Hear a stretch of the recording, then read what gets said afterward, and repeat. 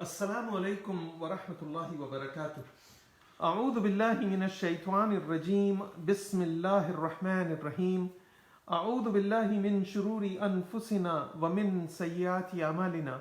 من يهده الله فلا مضل له ومن يضلله فلا هادي له. ونشهد أن لا إله إلا الله ونشهد أن محمدا عبده ورسوله أرسله بالهدى ودين الحق ليظهره على الدين كله وكفى بالله شهيدا. بلغ الرسالة وأدى الأمانة ونصح الأمة وكشف الغمة وجاهد في سبيل الله حق جهاده حتى أتى اليقين فصلوات الله وسلامه عليه. اللهم صل على سيدنا محمد وعلى آل سيدنا محمد كما صليت على إبراهيم وعلى آل إبراهيم إنك حميد مجيد. My respected brothers and sisters, may Allah's peace, His guidance, His mercy, His protection, and His forgiveness be with you in this life and the day when you leave this world and go to the next stage of your life, the stage of grave. You'll be buried. All of us will be buried. Then the day we will be taken out, and then the day we will be brought in front of Allah subhanahu wa ta'ala. Inshallah, ameen, ya rabbal alameen. Today we will discuss, inshallah, together study the ayah number 228 of Surah Al-Baqarah, the second chapter of Quran. And the topic remains the matters related to marital relationships and divorce. Before we study that topic, I would like to present one ayah from Quran of what Allah subhanahu wa ta'ala says about this Quran in Quran, which is the ayah from Surah Al-Hud, which is 11th chapter, ayah number 1, the first ayah. بعد أعوذ بالله من الشيطان الرجيم بسم الله الرحمن الرحيم. ألف لام را كتاب أحكمت آياته ثم فصلت من لدن حكيم خبير. صدق الله العظيم. The translation of, closer to the translation of the meaning in English language is Alif Lam Ra. This is a book, the ayat of which are perfected in every sphere of knowledge, and then explained in details by the one, Allah subhanahu wa ta'ala, Allah the Almighty, the most wise and the most well acquainted in all matters. Sadaqallahu al-Azim. There is nobody, we need to understand that there is nobody greater or superior than Almighty Allah, and whatever He says in His divine books, Quran and the books before it, cannot be challenged. It is your right that if you want to deny it, you can deny it. But it is Allah's right that He is saying what He wants to say. You are a subject, you are not the master.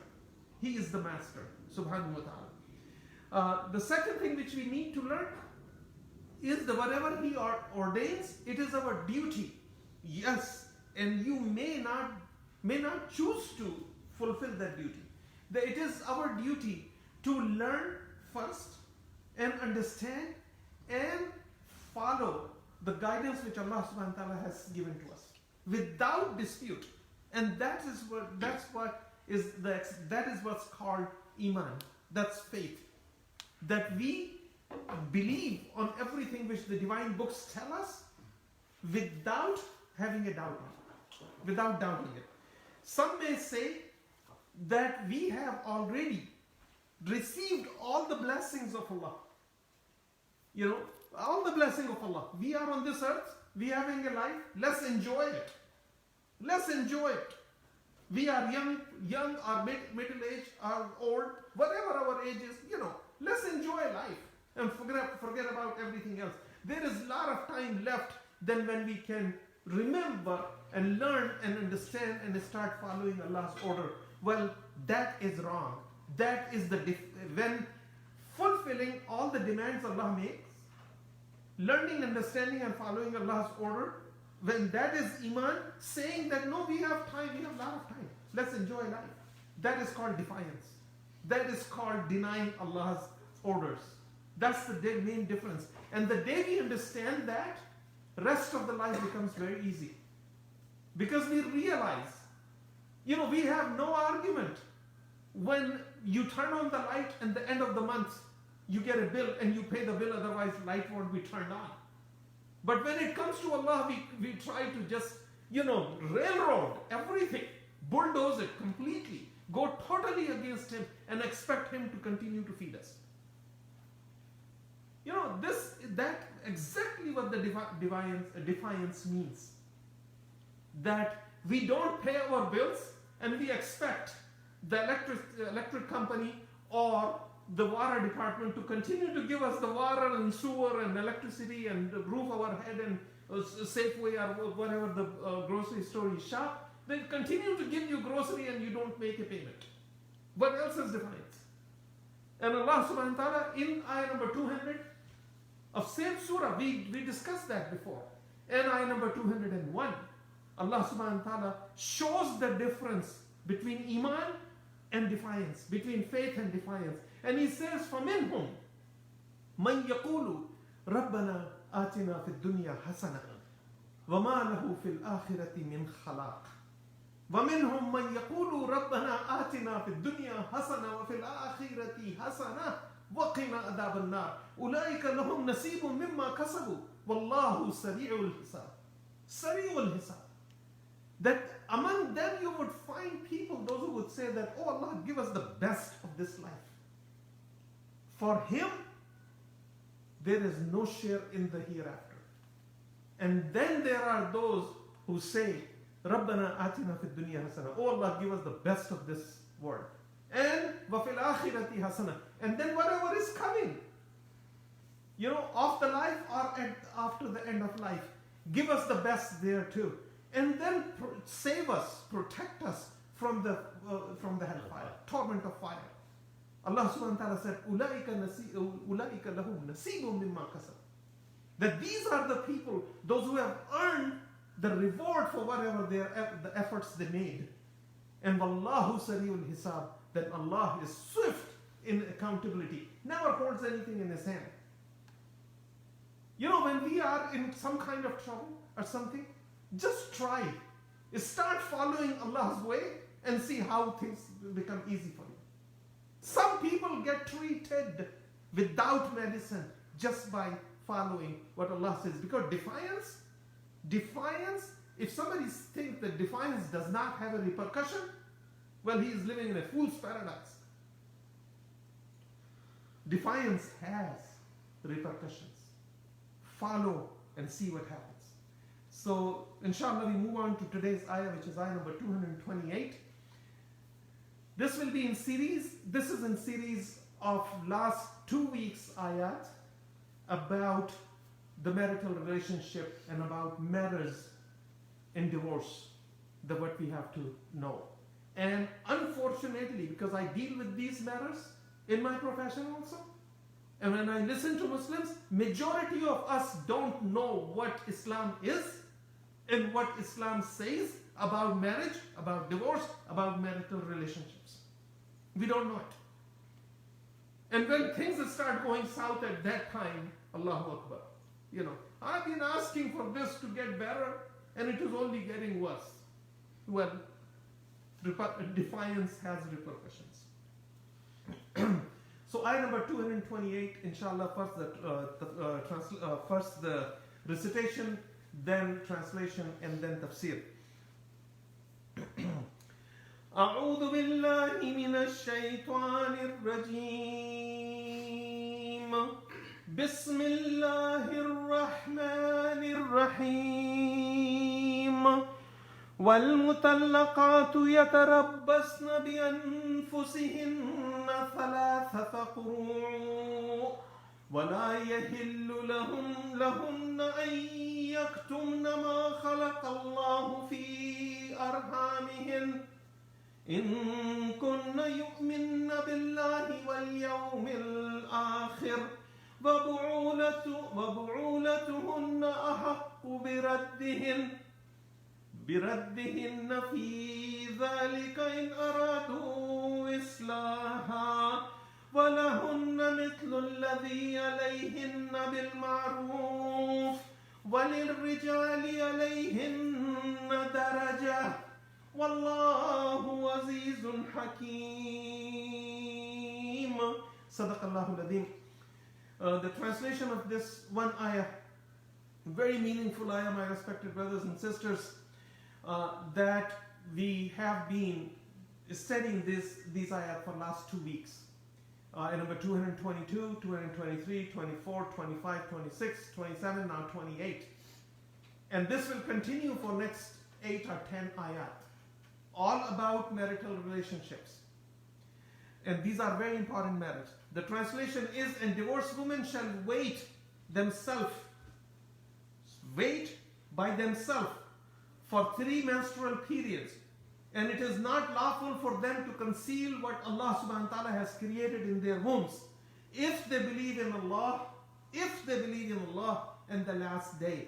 And their husbands have the better right to take them back in that period, if they wish for reconciliation.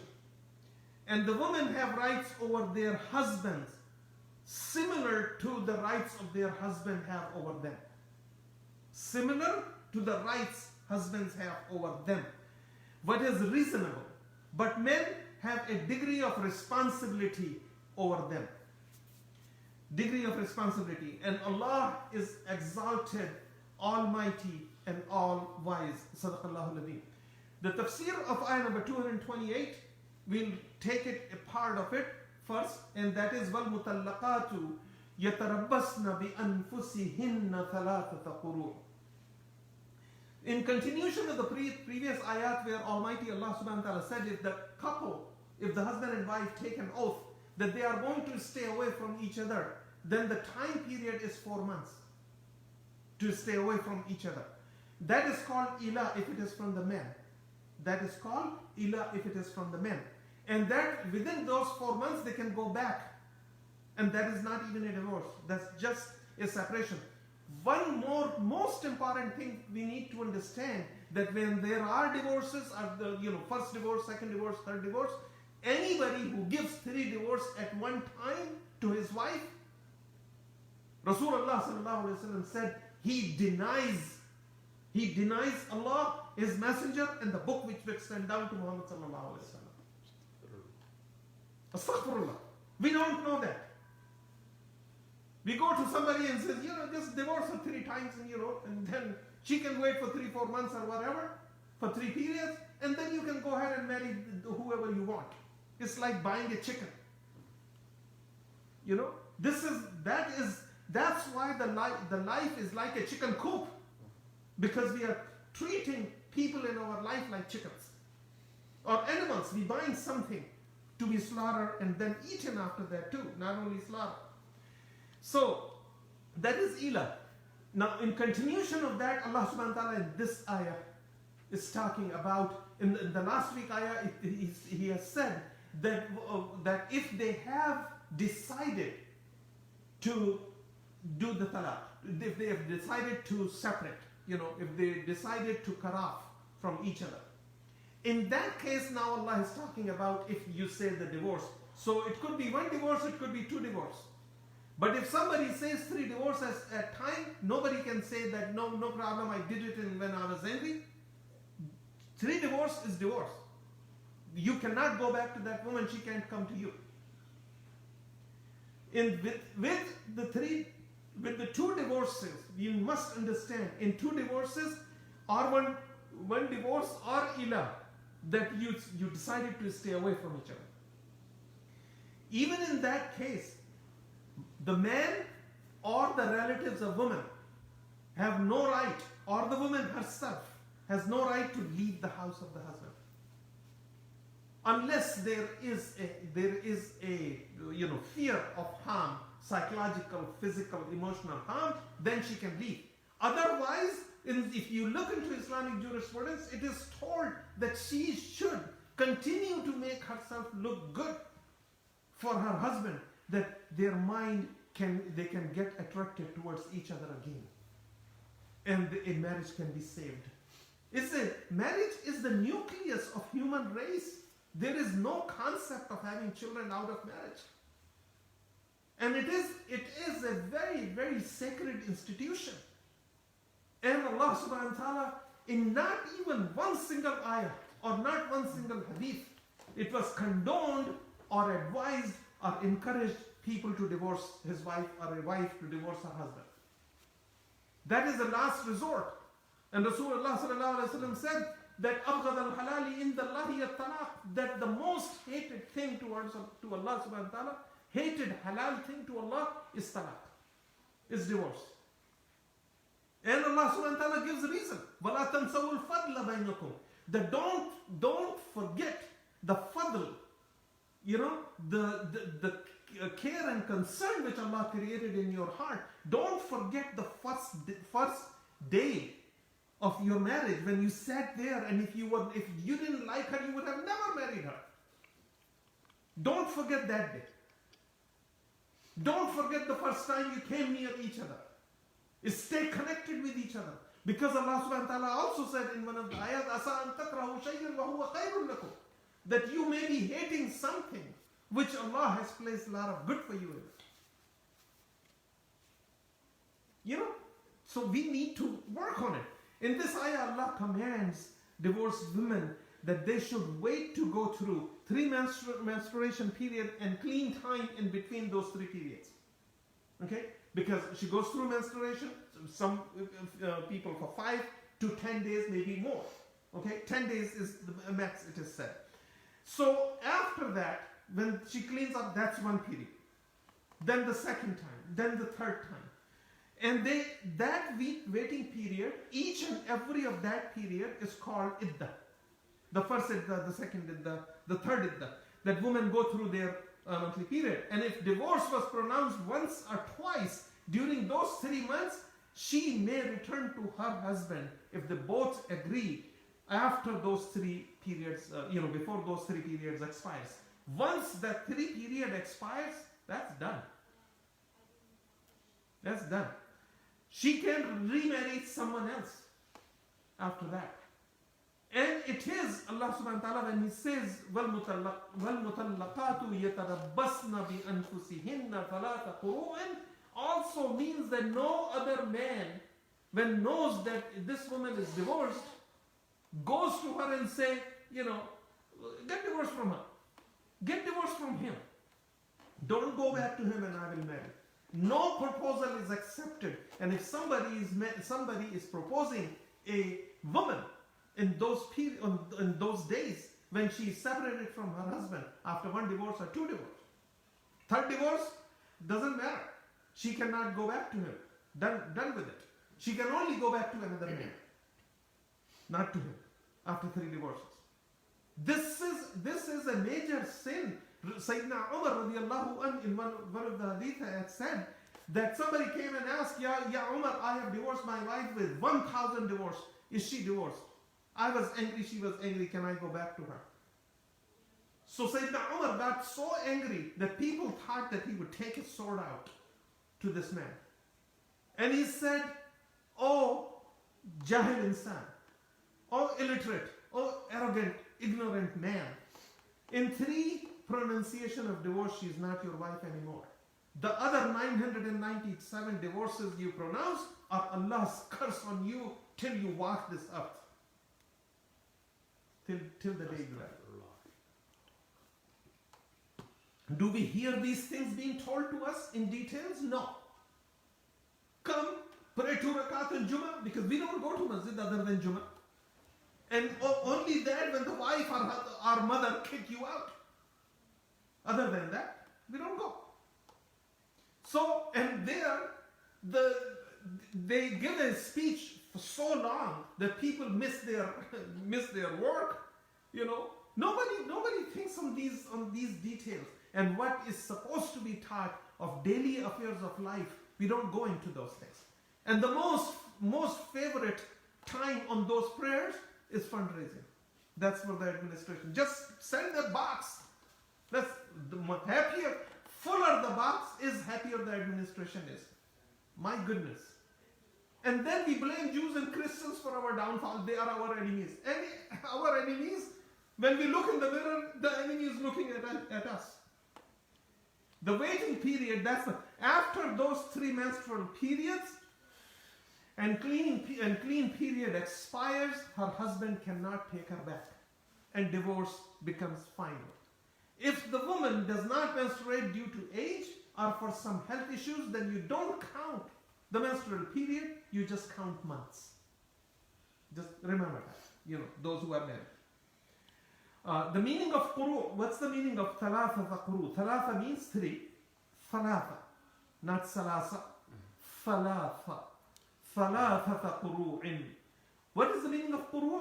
Quru means that one period, that, the menstrual period, that's one quru. The plural of quru is aqra. Aqra is more than one quru. Ibn Jarir related from Sayyidina Al-Qamar radiallahu anh that we were with Sayyidina Umar ibn al-Khattab, and Abdullah ibn Umar was also sitting. A man came and asked, a woman came and asked that, "Oh Umar, my husband has divorced me in 1 or 2 periods. First of all, if somebody is pronouncing divorce and the woman is in period, the divorce is invalid. You can't divorce a woman when she is going through that. You can't. That divorce does not count. But the woman cannot say. She has to tell the truth. That portion of the ayah coming. She has to tell the truth about her periods, whether she was clean or she was going through her period.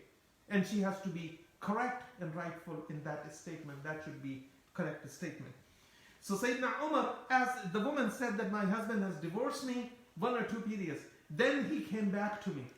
I became his wife again. Sayyidina Umar asked Sayyidina Abdullah ibn Masud, who was sitting there, that what is your opinion? He says that she is still his wife, because it happened before 3 quru, because he divorced once or twice. That's the main point we need to understand. But once it is said 3 times, it's done. She will still go through that waiting period of iddah, but she cannot go back to her husband. This is also the opinion of Abu Bakr as-Siddiq, Sayyidina Uthman, Sayyidina Ali, karamallahu wajh, wa radiyallahu an, Sayyidina Abu Darda, Ubadah ibn Samit, Anas ibn Malik, Muad ibn Jabal, Ubay ibn Ka'ab, and Abu Musa al-Ashari, and Sayyidina Abdullah ibn Abbas radiyallahu anhum ajma'in, may Allah be pleased with them all. That is also the opinion of Sa'id bin Musayyib and many others, many other scholars. The next part of the ayah is that, and Allah said, it is not lawful for them to conceal what Allah has created in them, if they believe in Allah and the last day. وَلَا يَحِلُّ لَهُنَّ أَن يَكْتُمْنَ مَا خَلَقَ اللَّهُ فِي أَرْحَامِهِمْ إِن كُنَّ يُؤْمِنَّ بِاللَّهِ وَالْيَوْمِ الْآخِرِ. A woman's statement about her periods and about her cleaning period is to be accepted, because this is something which is very, very private matter to her. To safeguard her privacy and safeguard her, her status as a woman, it's her right to have privacy. So it is her privacy. So Allah subhanahu wa ta'ala is left on the woman to decide, to make a statement. The only requirement is that her statement should be truth, that it should be a true statement.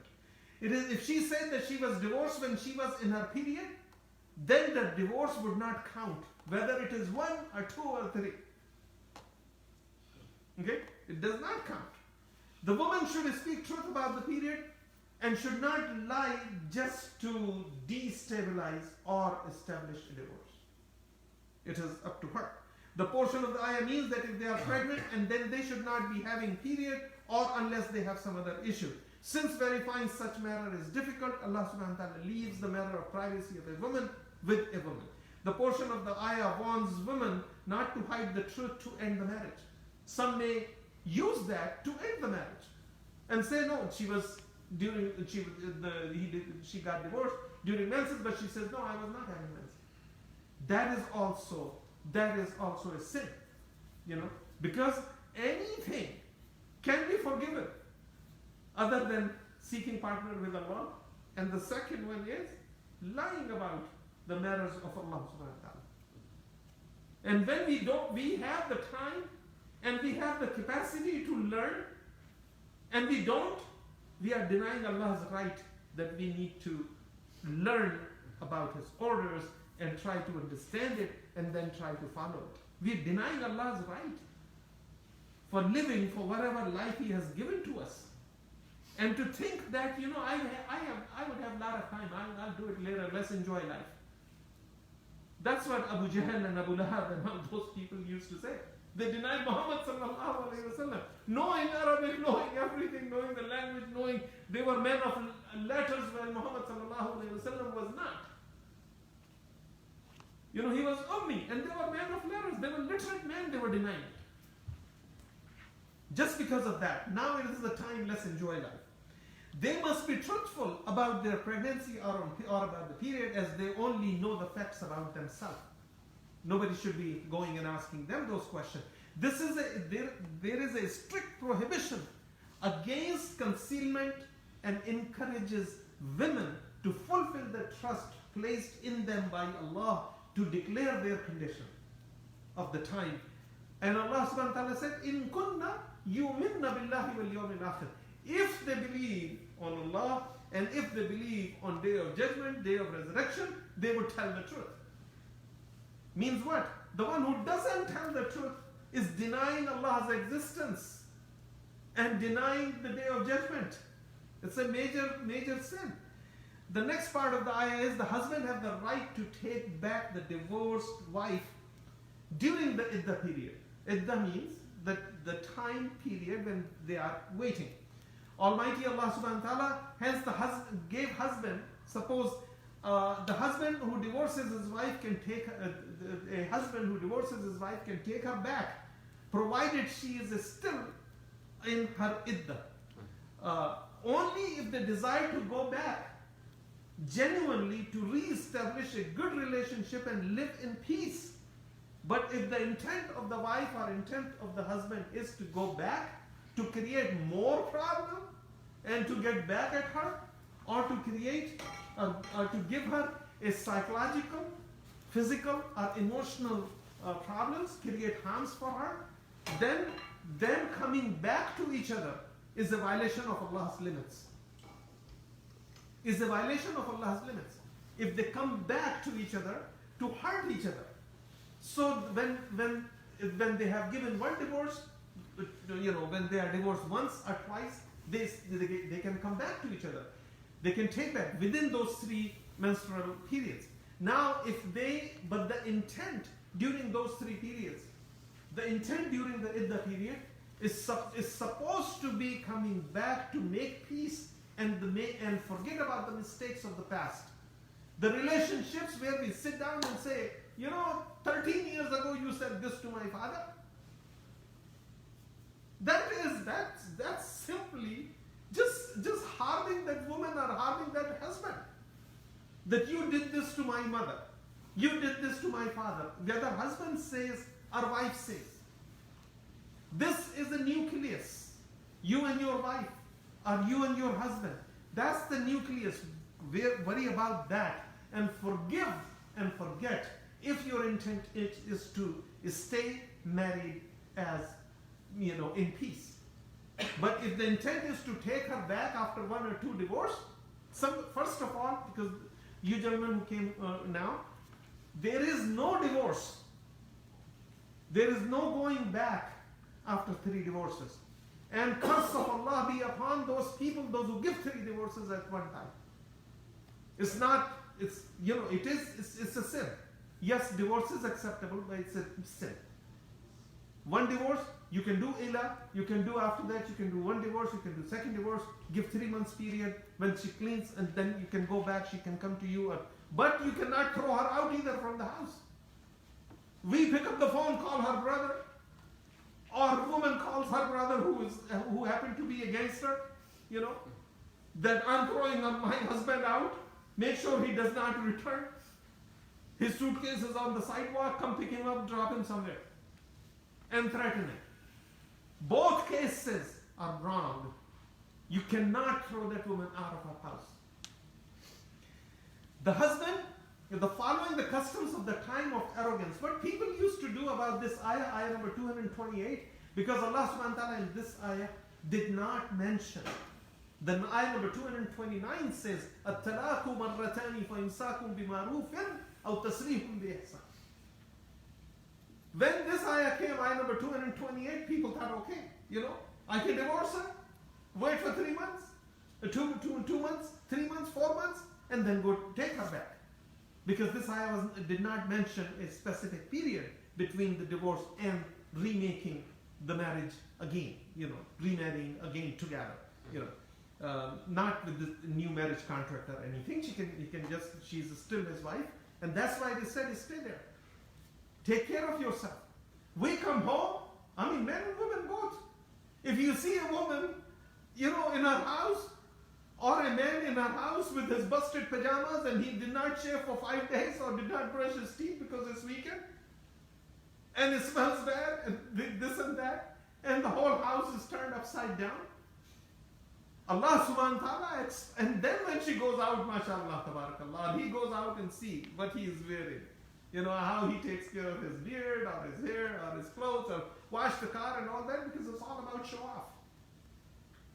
There is nothing genuine in the house, in the relationship with a woman or with a husband. All this show off is for others to see. Then look what I have. By the men or women. Sayyidina Abdullah ibn Abbas said that it is a wife's right than me. He's saying about himself. Sayyidina Abdullah ibn Abbas, Rasulullah sallallahu alaihi wasallam's first cousin. He's saying it is my wife's right that I look good to her. So I take care of myself. Astaghfirullah, na'udhu billah. Following the customs of the time of arrogance, Tafsir as-Suddi says, and prevailing practices, many men used to manipulate this ayah. You see, the nature of man means the mankind, husband and wife both, men and women both, that the nature is to manipulate even the ayah of Quran. Astaghfirullah, na'udhu billah. They used to divorce their wife, then take them back for the 3rd, 4th, 5th, menstrual period, or even before that, and then we'll go back and divorce her again for 3 times, and keep taking her back. To control that manipulation on both sides and exploitation of women's status and sanctity of marriage between a man and a wife, the next ayah, ayah number 229, Allah subhanahu wa ta'ala saying that ayah to put a check, to put a door, control that, put a limit that you can only divorce twice. You divorce 3rd time, you can't take her back. She can go back to somebody else, not to you. Now, what kind of problem that creates? If you have children, they are the greatest sufferer. A woman will stand for her children and take care of them. And some of them maybe to hurt the husband, the ex-husband. Some ex-husband to hurt the woman, take the children away. Jassas in his book Ahkam al-Qur'an, volume 1, page 364 wrote, Sayyida Aisha, Sayyidina Abdullah ibn Umar, Zayd bin Thabit, and Shafi'i and Maliki jurists say that if the husband has pronounced 1 or 2 divorces, as soon as the 3rd monthly period ends, the husband, their relationship, their marriage cease to exist. Before that, he has a right to revoke the divorces, and she can come back to him. Nobody should intervene with the marriage, with the woman, if she is in her waiting period. She got divorced from somebody, and she is in waiting period for 3 menstrual cycles. That somebody come and say, you know what, don't go back to him. If you don't go back to him, I'll marry you. Because she was a doctor, right? She was a surgeon. Or she has, all her cars, she changes her car every 2 years. So we need somebody like that. Who cares? Who cares if we destroy her first marriage or second marriage? The proposal is neither valid nor should be accepted. The woman should not accept that proposal if she is during the waiting period, and no man should make that proposal, because that is one of the major sins. And that's why Allah said that وَبُعُولَتُهُنَّ أَحَقُّ بِرَدِّهِمْ. Ahaq means they have a greater right to return that woman to her husband, who she got 2 divorces from during those 3 menstrual periods. That's why Allah subhanahu wa ta'ala used the word ahaq, that it is the most top degree of right of the husband and the wife to go back to the same husband if she if there were two divorces. The spouses are encouraged to reconcile with each other only if they have a sincere desire to make the marriage work. If the desire is to, I'm going to show her who am I. Or the wife comes back and say, I'm going to show him, I'm going to teach him a lesson. My father killed 2 people before him. You know, or I'll have him beat up by my brothers. If that is the intent, then it is better to go through the third divorce and separate and find somebody who meets the criteria which you have in your mind and heart. You know, don't waste your time. Allah subhanahu wa ta'ala said, وَلَهُنَّ, next portion of the ayah said, وَلَهُنَّ مِثْلُ الَّذِي عَلَيْهِنَّ بِالْمَعْرُوفِ. That the women have rights to them, same rights equal to the rights the husband have over them. It's not that they have lesser rights. And we'll talk about what are the rights of women. And rights of husbands also. The spouses have rights over each other. In case of women, even with the first and second pronunciation of divorce, the wives cannot be told to leave the house, to leave the marital house. You know, in Islam, even if there is a third divorce, the wife's assets, her gold, her name from the property, her separate assets, whatever she has, or if she is working, whatever the money she makes, it cannot be accounted in courts, or something cannot be taken into account to decide about the child support or alimony or anything. Only men's assets get distributed, women's not. It's hers. Whatever is there is hers. No system in the world talks about this much in detail. And if the women complain or men say we have more rights and women don't have rights in Islam, they're fools. Read what Allah subhanahu wa ta'ala said. They have more rights in Islam. Women have more rights in Islam. Is we, men and women, do not understand that what Islam talks about, what Quran says about this. That during the period, and negotiated, and if in case of 3 divorces, in case of 3 divorces during that period, or even 1 or 2 divorces, during all that period, it is men's responsibility to provide full and exactly the same standard of financial support and lifestyle as she used to live when she was before the divorce with him. This is Quran says that. وَلَهُنَّ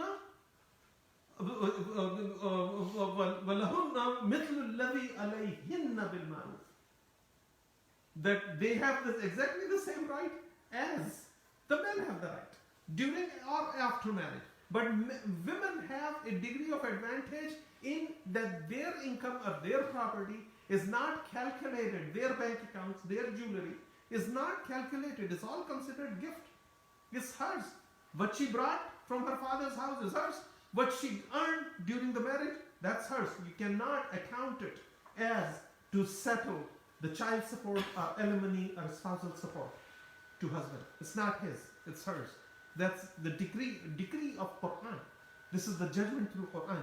In case of divorce, regardless of the women's financial, even her financial situation is 10 times better than men, you cannot account her finances into settling the alimony. The portion of the ayah indicates that the wife has right on her husband just as he has certain rights on her. And each is obliged, both husband and wife, both are equally obliged to give each other their due rights. She must give you your right and you must give her her right. You know, and we need to understand what Allah subhanahu wa ta'ala means that men have a degree of advantage.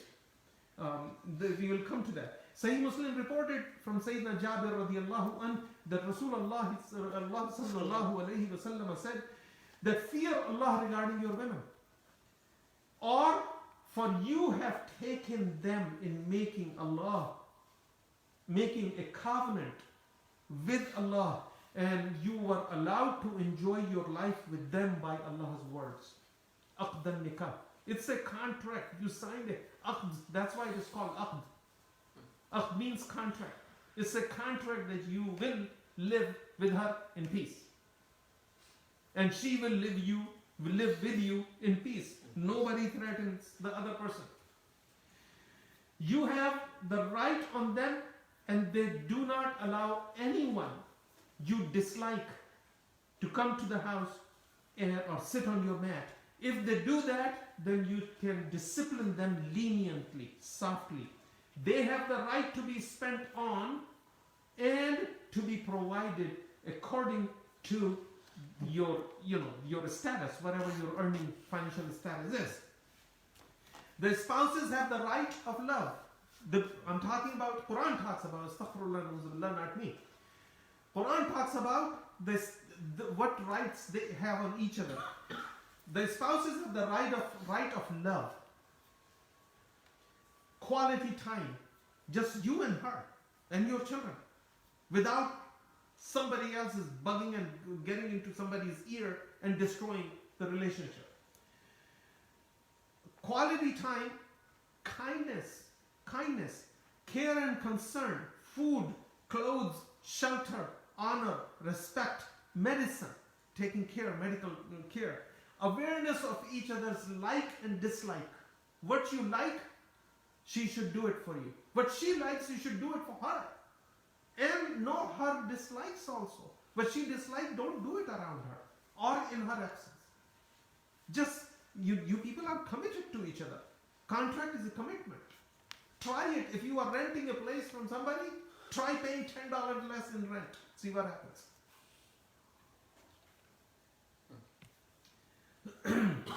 Sayyidina Muawiyah bin Haydah al-Qushayri related from his grandfather that he said that I asked Rasulullah sallallahu alayhi wa sallam, what is the right of wife on us?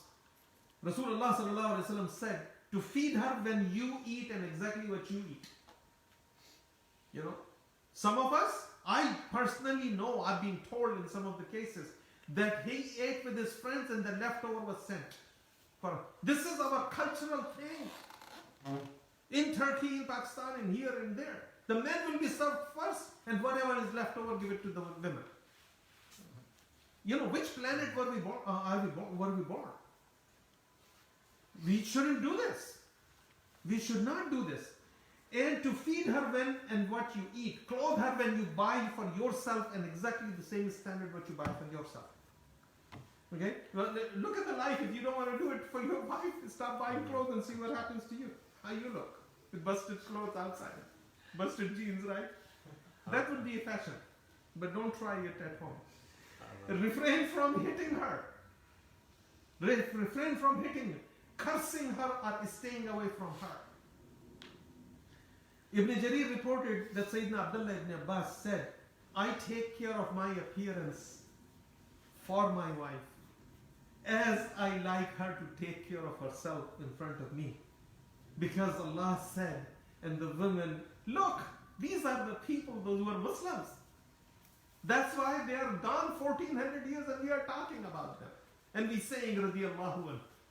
Huh? When people would talk about us 10 years from now, it's alhamdulillah gone. Out of my life. Thanks God. You know, if he was here, may Allah, I will pray that Allah would take him. It's better be without him than be with him. Or better be without her and then being with her. I'm talking about both. There are both sides. And the women have rights. Rasulullah sallallahu alaihi wasallam continuing the hadith and said the women have rights similar to those of their husbands over them of what is reasonable. If the woman says, go borrow $100,000 and buy me a Lexus, don't do that. That's not love. You know, that's called within what is reasonable. Within your reach, within your capacity, within the depth of your pocket. And some people may see that, okay, I will not tell her my salary. So she will never demand anything. Equality in reward. Surah let's look at the time. We have 15 minutes. We'll finish inshallah in time.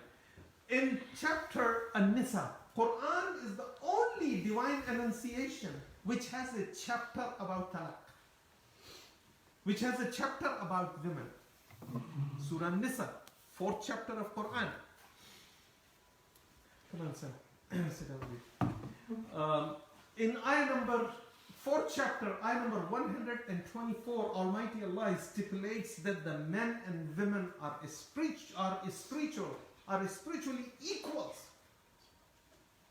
Men and women in spirit are equal, and say that if any of you do righteous deed, be you a male or a female, and have faith in Allah, they will enter heaven and would not see the least of the injustice being done to them. The main theme is what? Those who have faith. When we have faith, we strive to learn. We strive to understand. And we strive to follow. And when we don't learn, we can't understand. And we don't understand, we can't follow. It all comes back to the basic elements of faith, of learning from the book of Allah, the divine scripture of Allah subhanahu wa ta'ala. Extremely unfortunately, this gender equality in acts, rights and rewards is not practiced, not even taught at any age in the so-called Muslim societies or families or cultures or countries or organizations, or even considered in the courts and the halls of power. In authentic Islamic text and practices, gender roles manifest themselves. This is the notes which I wrote. This is not from any Tafsir book. This is mine. So if there is something wrong, I'm responsible for it.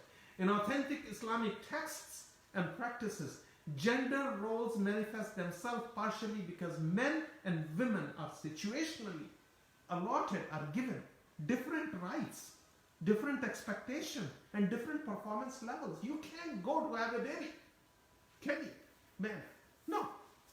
If man was getting pregnant, that would be the only pregnancy in the world. The whole mankind would go, extinct. Will end. In so-called Muslim majority countries, and even organizations, majority of organizations here, women are even restricted from practicing rights and religious duties such as visiting or even praying in the masjid.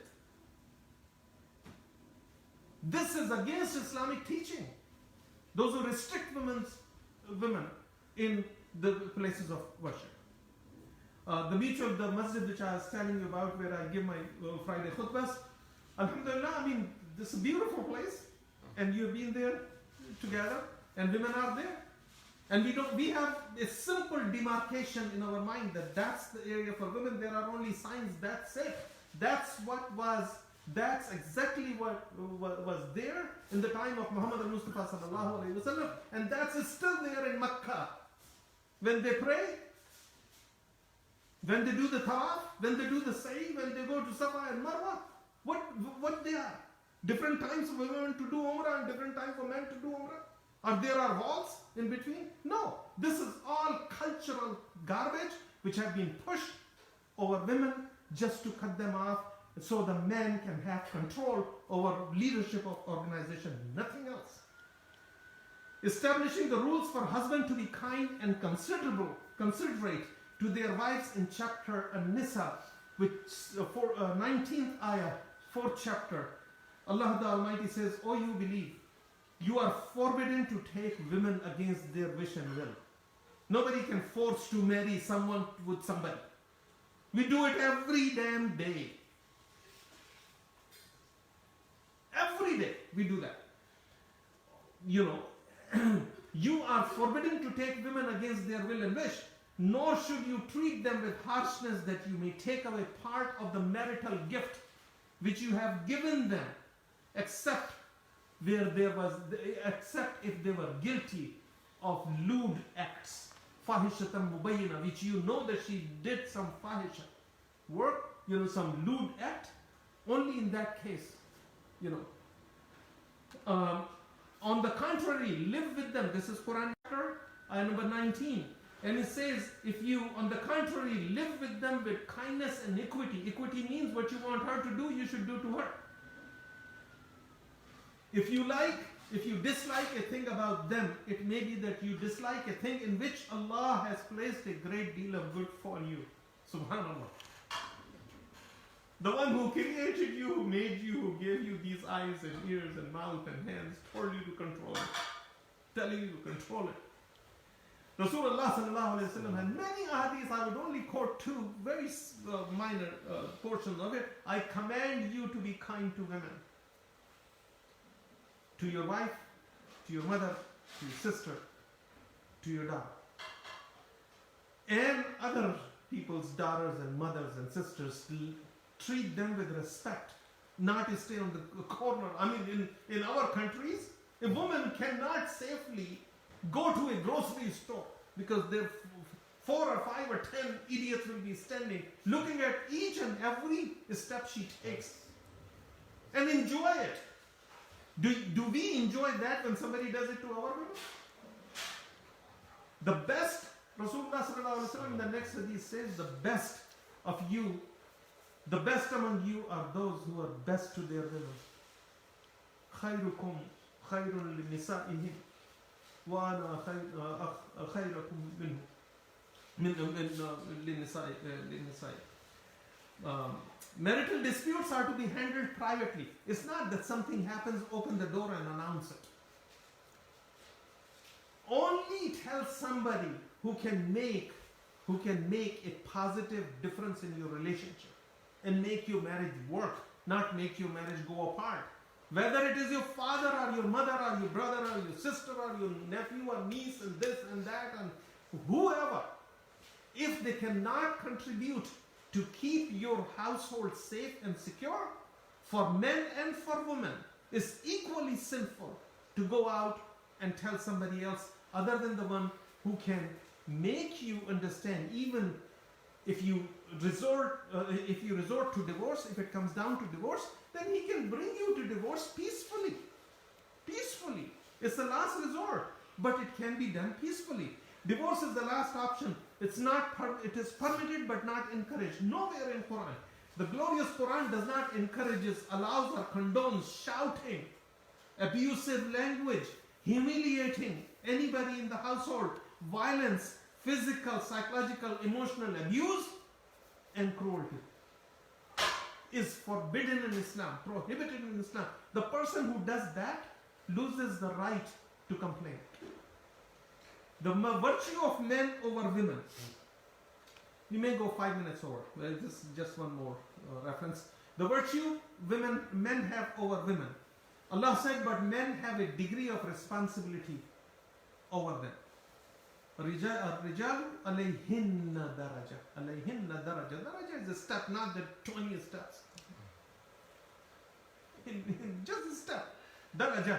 Allah subhanahu wa ta'ala did not say daraja. It's not 1.5. It's just 1, not 1.1. It's 1. Almighty Allah, this ayah indicates that men have an advantage above women because of their physique. Physically, earning for the family, spending, providing, guiding, sharing the knowledge and skills. If a person have knowledge and doesn't teach in his own house so his family can benefit from it, he's committing a sin. Taking responsibility of the family affairs with mutual consultation.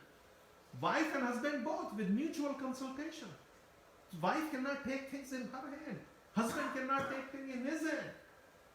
With mutual consultation and kindness, so the marital bond can become more effective and long-lasting. In chapter An-Nisa, 4th chapter, ayah number 34, Almighty Allah subhanahu wa ta'ala said, men are the protectors and maintainers of women. Your own women, not your neighbors. Because Allah, people are standing outside because the neighbor is coming down, And men are protectors and maintainers of women. Because Allah has made one of them excel over the other because of their physique and because of what they strive, they work, and they earn, and they provide, and they support the family, and give them knowledge and skills. And because they spend to support their means and from their earning. Sayyidina Abdullah ibn Abbas said the degree indicates encouragement for men to be a good company. If a man does not have good habit, he doesn't have an advantage. Couch potatoes don't have advantage. The one who comes home and sleeps and would not do anything to help his wife in the kitchen, he does not have an advantage. He does not have an advantage. He can't use وَلِلرِّجَالِ عَلَيْهِنَّ دَرَجَةٌ. He can't use that portion of the ayah if he doesn't go out, go to the kitchen, take a little bit of responsibility, help her in cleaning, do this. This is what? Fard and also sunnah. Muhammad sallallahu alayhi wa sallam used to help his wives, in doing household chores. And those who do, they are following the sunnah. But remember the right of women. A woman is not required to cook. Not only for you, forget about the extended family. We expect that my mother comes, or my sister comes, or my niece and nephew comes, or my grandfather comes, a neighbor comes. I wouldn't do anything. This woman I bought for free. She would sit there and slave herself and do everything, and after everybody's gone would also wash the dishes. You see, those people don't have the degree of advantage. Those who share the responsibility have the advantage. Al-Qur'an, Sayyidina Abdullah ibn Abbas also said the couples are entitled to be good company and respectable relationship with each other and not cause harm to each other. Al-Qurtubi quoted Ibn Ziyad radiyallahu anh saying that fear Allah regarding your relationships and conducts with your spouses, to both men and women. Fear Allah with your relationship with your spouse, men towards their wives and wives towards their men. It's not for one side. It's not one-sided. And then, in our families, the father comes home, man, just like the Hitler had shown up. Shut up this, turn this off, turn that off, do this, do that, hide, go to sleep, bring his sandals, take his socks off, shoes off, give him food. And just remain under that condition of siege by an enemy till he goes to sleep and wakes up and and leave the house again in the morning. You are under siege by Hitler. Allah subhanahu wa ta'ala in the last portion of the ayah says, and Allah is almighty and all wise. He is mighty in his punishment. When Allah subhanahu wa ta'ala said he is mighty, why he is showing his might? That if you don't change your attitude, if you don't repent, if you repent, he forgives. You can always turn your page.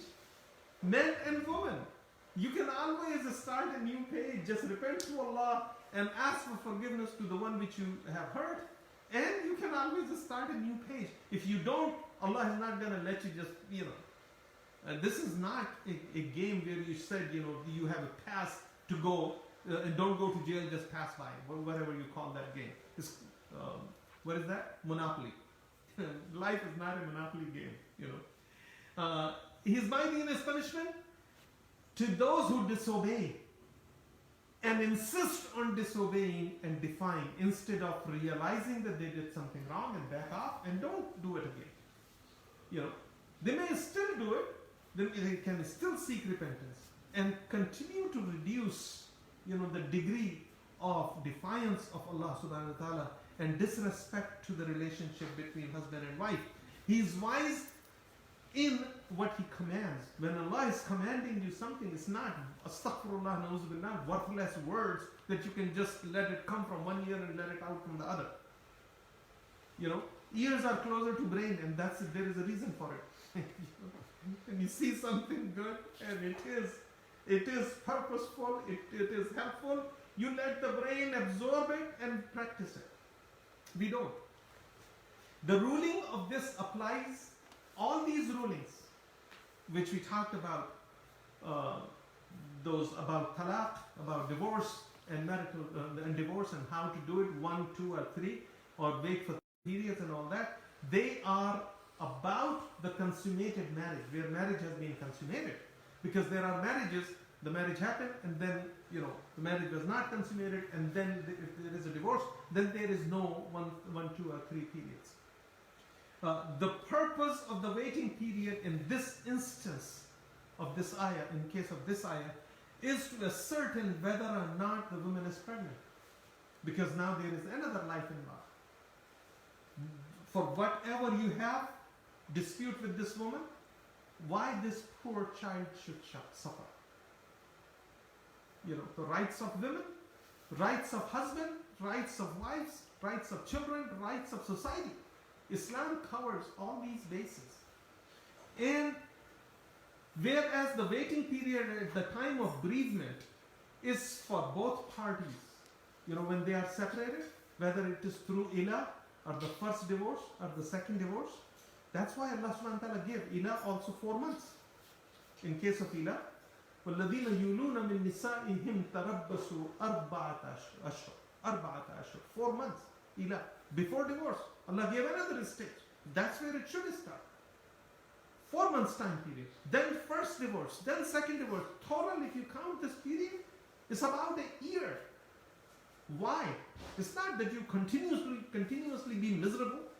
No, if there is any harm, psychological, emotional, physical harm from this relationship, then move away from each other. If it is not, stay together and work on it and see if you can solve it. If not, get somebody who can help you solve it. But don't go to somebody who is going to make you worse and your relationship to break. But if this idiot, whether men or women, if they don't want to live with each other, it's up to them. They can separate, but it has to be done peacefully, without digging dirt on each other and their mothers. That's what we do. Go who her father was and who his father was. His mother is like this, her mother is like that. It's just going against ayat of Allah subhanahu wa ta'ala. And it says, for both parties to seek Allah's help, and they should concentrate more in prayers, asking Allah's help to resolve this issue peacefully. Either we come back together in love and care and concern for each other, or we separate from each other in a positive way. And which is almost impossible. That the effect of divorce, psychologically, in some of the classes of psychology I studied, that there are 2 things which hurt the person. A person who has a cognizant brain, who is cognizant, who is a thinking brain, 2 things which hurts the most. Number 1, death of a loved one. That's number 1. Second one, divorce. It hurts you inside and out, and your brain and your mind and this and that. And just ask Allah subhanahu wa ta'ala with the intention that may Allah help you in making it. Most of the marriages are used, what we do in our marriages, we used to destroy each other's reputation. We used to cause harm to our families, to the lineage, to the tribe, even the country of the other party. I have other family members suing each other and wasting money and getting absolutely nothing at the end. Or something which nobody can happily live ever after in marriage or even in divorce. أقول قولي هذا واستغفروه إنه هو الغفور الرحيم. Inshallah we'll make dua. This I request everybody who is watching this here or on different social medias to share this with others. So people should learn, where are we dropping balls? Those who are married, men and women, and those who are getting ready to marry. Marriage is not about go find me somebody so I can get married. It's more than that. It's more than that. Not finding somebody. So inshallah we'll make dua, and this topic will continue for next maybe about another 7 to 8 weeks. Same topic, same ayah. Next ayah we'll move on to ayah number 229, then 30, and then so on and so forth. And it will clear for people, those who want to learn and those who don't want to, who am I? Allah subhanahu wa ta'ala sent 310 books. 310 books. So somebody asked me the other day, what was the name of the 310? I said, well, why are you asking, brother? You don't care about, you don't read the one which you have. Why you want to know the other 309 books? Read the one which was sent to you. So, this is how we are. So, inshallah, we made dua and end today's program. And thank you for coming today. ربنا آتنا في الدنيا حسنة وفي الآخرة حسنة وقنا عذاب النار وقنا عذاب القبر وقنا عذاب الحشر وقنا عذاب جهنم وأدخلنا الجنة مع الأبرار برحمتك يا عزيز يا غفار يا رب العالمين. اللهم ربنا آتنا في الدنيا حسنة وفي الآخرة حسنة وقنا عذاب النار. ربنا ظلمنا أنفسنا وإن لم تغفر لنا وترحمنا لنكونن من الخاسرين. لا إله إلا أنت سبحانك إنا كنا من الظالمين. ربنا ظلمنا أنفسنا وإن لم تغفر لنا وترحمنا لنكونن من الخاسرين. وتب علينا يا مولانا إنك أنت التواب الرحيم. وصلى الله تعالى على خير خلقه محمد وعلى آله وأصحابه أجمعين برحمتك يا مولانا يا أرحم الراحمين. سبحان ربك رب العزة عما يصفون وسلام على المرسلين والحمد لله رب العالمين. والفاتحة.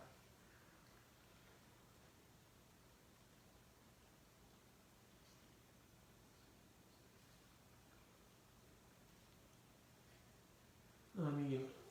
السلام الله عليكم ورحمة الله وبركاته.